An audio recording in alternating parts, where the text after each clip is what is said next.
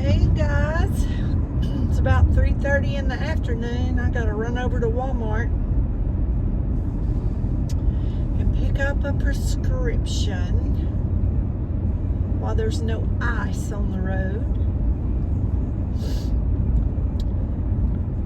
I'm sure these water spots are gonna freeze over tonight, and that's what gets everybody in trouble because they think it's no ice, and it really is ice, black ice. That's the bad kind, isn't it? I have my little gloves on with the fingers out.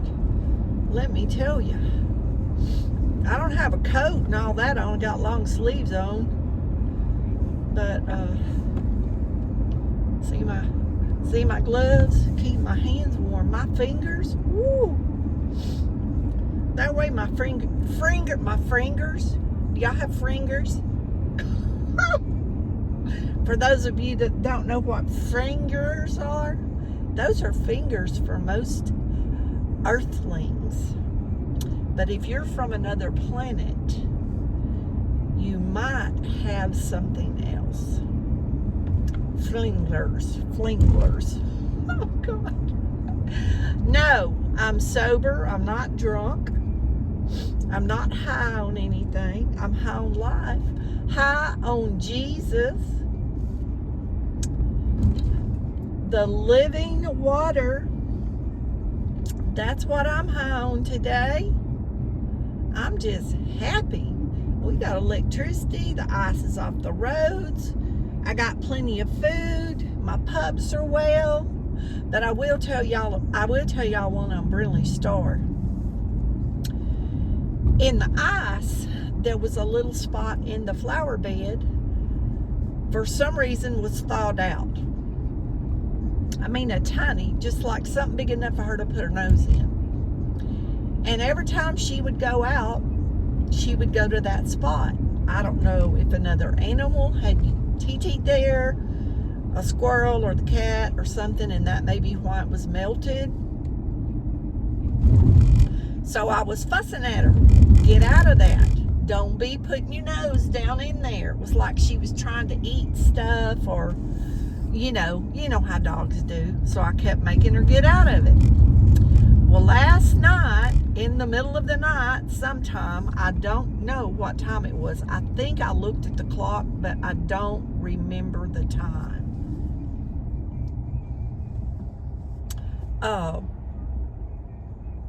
She got up and went to the bathroom. I remember her in the bed making like a noise with her mouth. And I think I asked her, do you need a drink of water? Because if you tell her or Nugget food or water, they know where it is in that house. They understand that word. And of course, when we walk, there's spring water in the ditch. And I ask them when we get to a spot where they can get down to it and it's a clean looking spot, I ask them, do you need a drink of water? And they know what that means, and they go down and get water out of that spring. But anyway, I asked her, does she need a drink? And she got off the bed and went in the bathroom. I heard her throwing up, and I thought, oh no, what is wrong now? Y'all will never believe what she threw up. A whole acorn. So, maybe 7 hours, or I'm not sure. She could have eaten it or swallowed it earlier in the day. But I'm thinking in that hole, she got this acorn. Now, Nugget chews acorns all the time. He don't swallow them, but he chews them, spits them out. I've never seen Brindley chew one. But apparently in her licking and smelling and whatever she was doing over there, she licked up this acorn. I'm not even sure she did it on purpose. And it wasn't going to digest, I guess, and her body expelled it. So, hopefully she learned her lesson that she is not a squirrel. Now, if she had have chewed it, it would have been okay. But I'm telling you, it was a perfect acorn. I couldn't believe it. So, maybe she won't eat them anymore. But other than that, I slept pretty good. With having the power back on. There's the Hope van over there. That's that red van. That is probably Shorty, Mr. Shorty. Mr. Shorty. That's what he calls himself.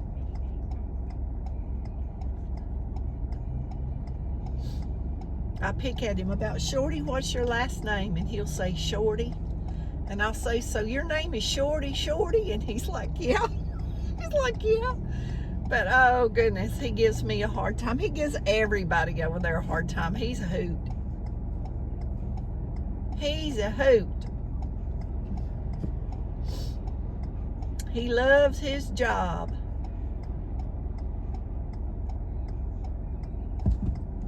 All right. Let's get up here to our market side Walmart, where y'all have been with me many times. They took out all their cash registers, and it was all self-check. It hadn't been very long, but I saw on their Facebook page, and I had heard from an employee they were going to put their cashiers back. And I saw a post, and it said, we have listened, and we are doing construction. We are putting the cash registers back in, because a lot of people, older people that go there, quit going because they didn't want to do self-check. And I don't blame them. I'm not doing it. I tell y'all that all the time in these videos. Do you know I have never done a self-check? And that little girl got, and that's one reason why I don't. She got fired, but that little girl at Kroger's on North Street told me, well, you will get used to it. And I said, you have no idea who you're talking to, ma'am. Because this girl won't do it. As long as there is a store in this town that has a cashier, and they all have cashiers. The other Walmart has cashiers. Brookshire's on South Street, all the Dollar Trees, all the Family Dollars, they carry the few items that I buy, because I get my food from the food banks. So I said, oh yeah. And I've gone to Kroger's before and left a buggy, because they were going to do that mess. And I left several buggies, and so did my friends. A lot of us, we shop with coupons. And if I might use more than one card. I may use my health care card, and then, another card or something. And I'm like, you do all that, and you do coupons, and half the time you end up with a mess if you're not going through a cashier, because you don't understand all those codes and buttons that come up on that machine. And several of my friends had trouble with that. They are big paper coupon shoppers. I clip their coupons from their app, but still a lot of times it don't work. It don't even work for the cashier. They have to go in and fix it. Well, we don't know how to go in and fix it at self-check. I see it happening all the time up there. But anyway, this market side is putting their cashiers back. So they posted, we have listened to the public, and we are putting it back in. So I know some of my friends were cashiers over here and at the one at Walmart. And it really makes me mad. And I've said this in other videos, and I'm going to say it again because it is the truth. They said those people did not lose their jobs. They did lose their jobs. I had a friend that worked in a doctor's office, and I've said this in many of the videos if you follow me regular. She's putting her daughter through college by herself. And she worked at Walmart at night and worked at the doctor's office in the daytime. Well, There went the second job.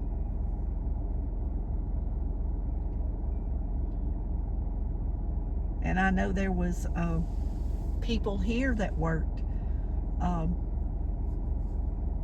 supporting their families. It was their only income. But maybe they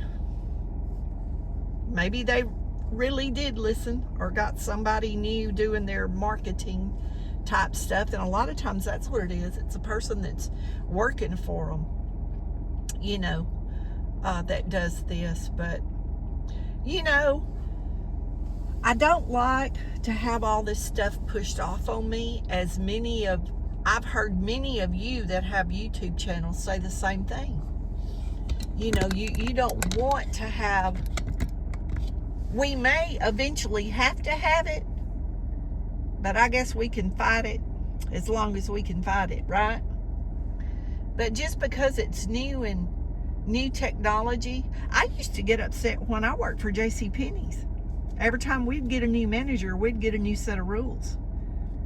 And I always would ask district manager when they'd come in, or the store manager, because a lot of the ideas didn't do anything but create chaos. And that's truth. Anybody that worked there with me can tell you.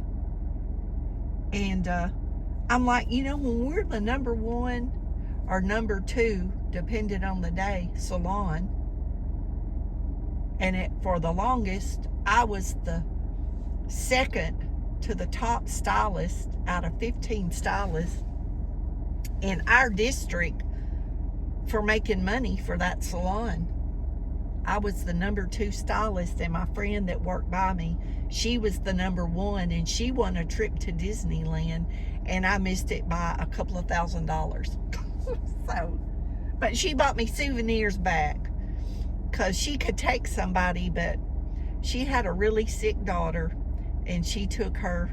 She said, I would take you, but she said, I'm going to take my daughter. And I said, you take her, because she was really sick and, you know, had a lot of issues, and we didn't know how long she would be here, and it was her baby. She had 3, and that was her baby.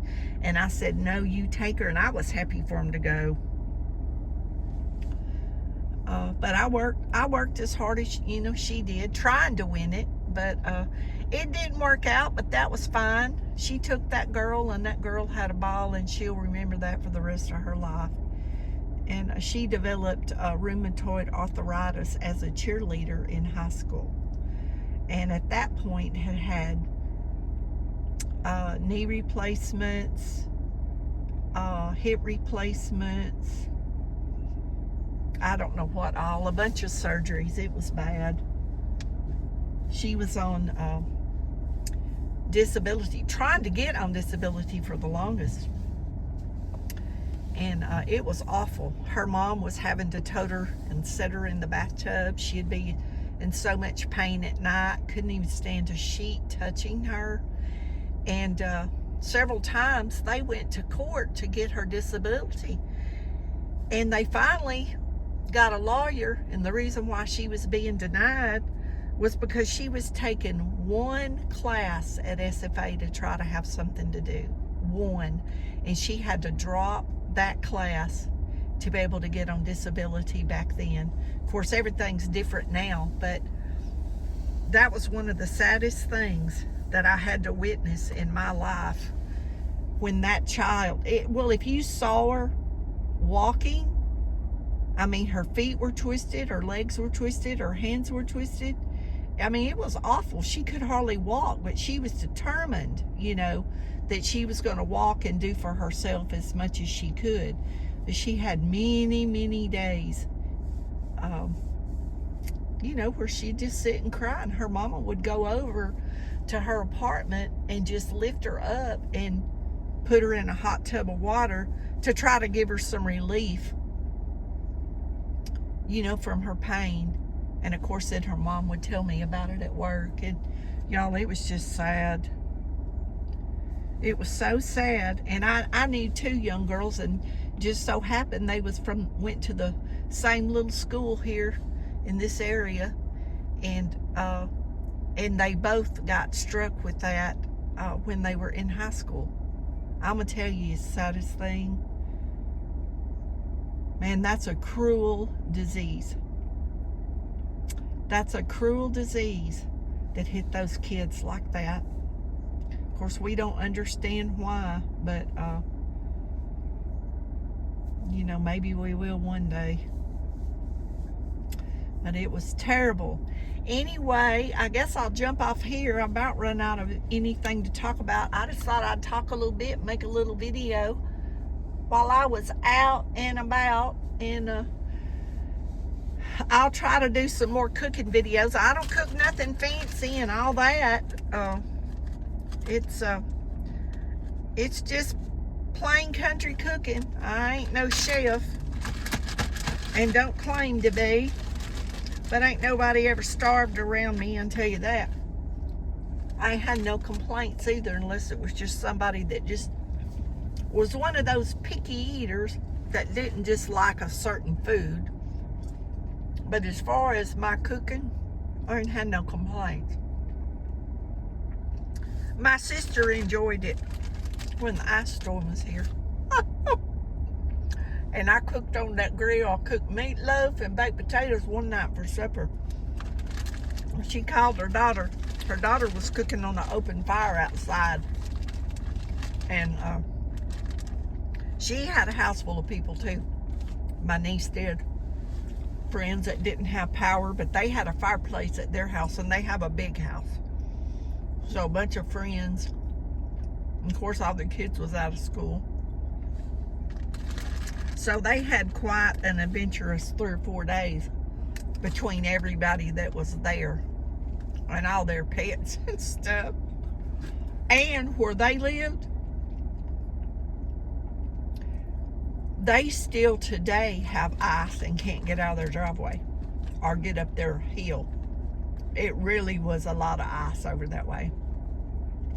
And I saw on one thing where Timpson and Mount Enterprise, which is close out the way where she lives, she's a lot closer than me.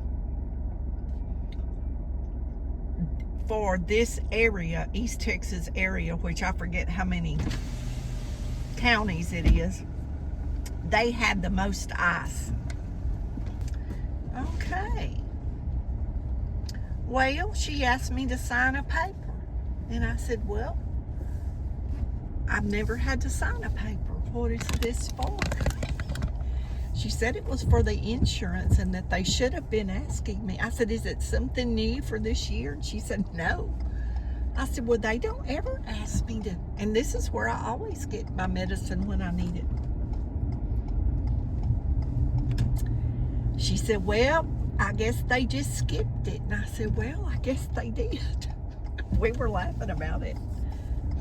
She said they was supposed to get my signature to file on part of my insurance. Well, that's something new to me.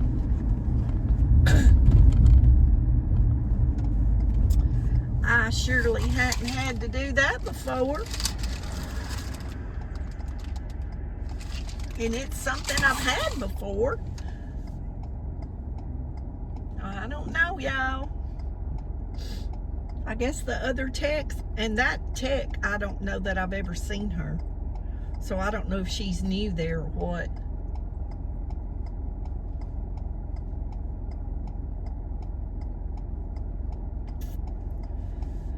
Well, y'all will be tired of hearing this beep beep for this walking in this signal light. But anyway, I'm gonna jump off here. I've talked about long enough. I love y'all. Y'all be safe if you're still having the cold weather. Y'all people around here is going to be without power, a lot of them, for another week or so, they said. Man, I've offered everybody everything I've had, trying to help them. I even took, I got a gallon of milk at one of the food banks, and I took it by somebody that needed it, that was home. That I told them, I said, well, if y'all can't get out of your drive, come to the Their drive goes down a hill to their house. I said, come to the road and I'll bring it to the road. And so they came out, and that's all they said they needed. So I took them a gallon of milk. All you can do is what, little bit you can do. But to me, little is big. If it's something you want and something you need, you appreciate it, But anyway, we'll see y'all in the next video.